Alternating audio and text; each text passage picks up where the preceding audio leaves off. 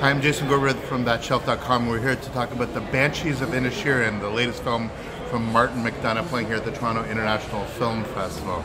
The film got its premiere, had its big premiere at Venice, and I know a lot of people that actually thought it was one of the best of Venice. Let's not get me started about what actually won Venice. That's a conversation for another video. But Martin McDonagh has had a pretty good run of films here at TIFF. So Seven Psychopaths here forever ago. And his last big film, Three Billboards, made a really big splash when it actually played here and got plenty of attention there, sort of really drawing that sort of North American crowd.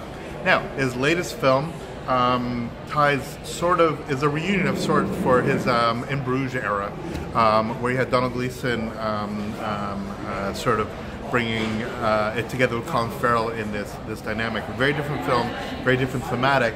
And the film itself is extremely quiet and extremely beautiful and extremely Irish. And it's one of a number of films that actually play this festival here that absolutely overtly came out of lockdown. It's interesting that we're getting these works now from filmmakers that were never certain, I think, what was going to happen, what the world was going to look like after we came out of lockdown. So we're getting things that are very reflective, very ruminative, things like Fableman's, Empire of Light, that sort of like looking at the sort of lost landscape of a particular kind of cinema, filmmakers doing films about films, that sort of thing, which is relatively commonplace within the spirit of the art form.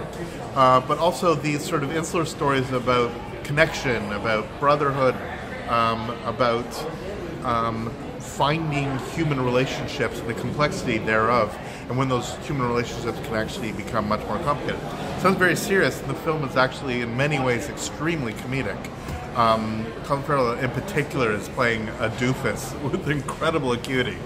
His most expressive eyebrows in the business, of course, but nonetheless he comes across this sort of balance between somebody who's outwardly completely gormless, but also has very much a particular mode, a particular method to his idiocy, if that makes any sense. It is set on an island off the main coast, and it very much feels like in the distance bigger events are taking place, and so within the island you have everything sort of honed into any conflicts are not grand and political, they're individual, they're sort of anything that you're actually going to confront, you're going to confront with somebody directly.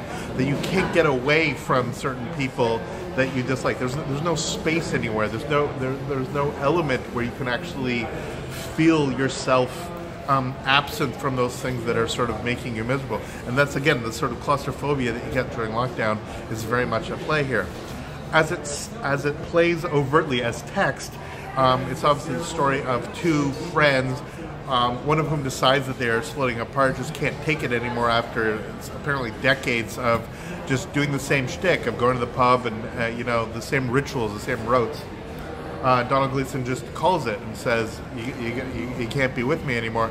And that results in this increasingly hostile dynamic, this escalating dynamic of essentially emotional violence that eventually results in physical violence. Now the film is obviously a giant metaphor for Irish conflict set in the early 1920s. We actually see occasional explosions come from the mainland as the Irish Civil War is taking place. So in that way, it's for absolutely a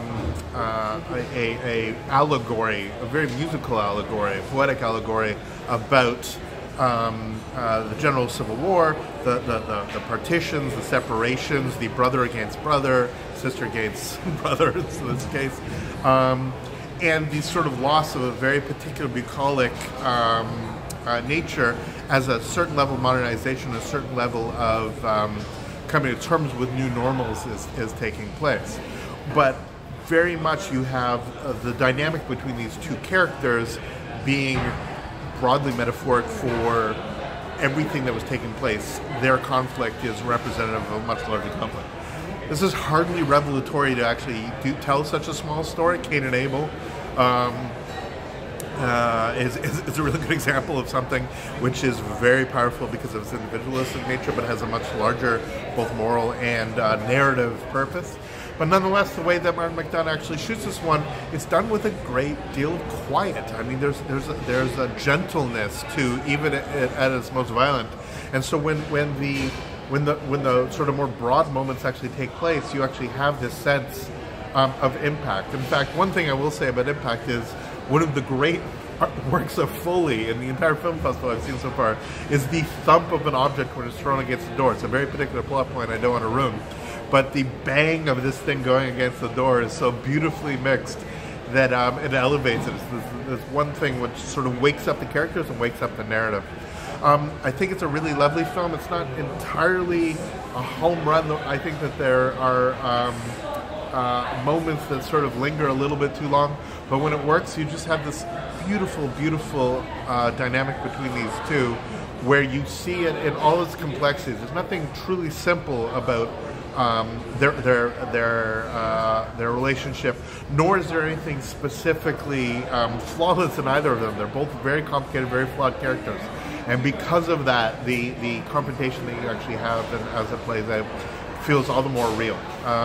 The supporting characters are fantastic. The dynamic again with Colin and his sister really is incredibly rich. Colin's character and his sister. But as it plays out, it really does feel intimately epic and epically intimate. It all coalesces in a film that I think is truly remarkable. Go see it. I think it's one of the great films of the year. I think that Martin McDonagh has employed many of the themes that he used much more broadly, much more stridently in some ways in Three Billboards, and applied them here in a much more elegant, poetic way. And I couldn't be happier about it. For ThatShelf.com, I'm Jason Gorber. Thanks so much for watching. Tired. Too many films this festival. I really appreciate all your help and support. Please check out all the reviews we got on the site. Leave some comments. Let us know what your favorites were, and we'll see you next video. All the best. Take care.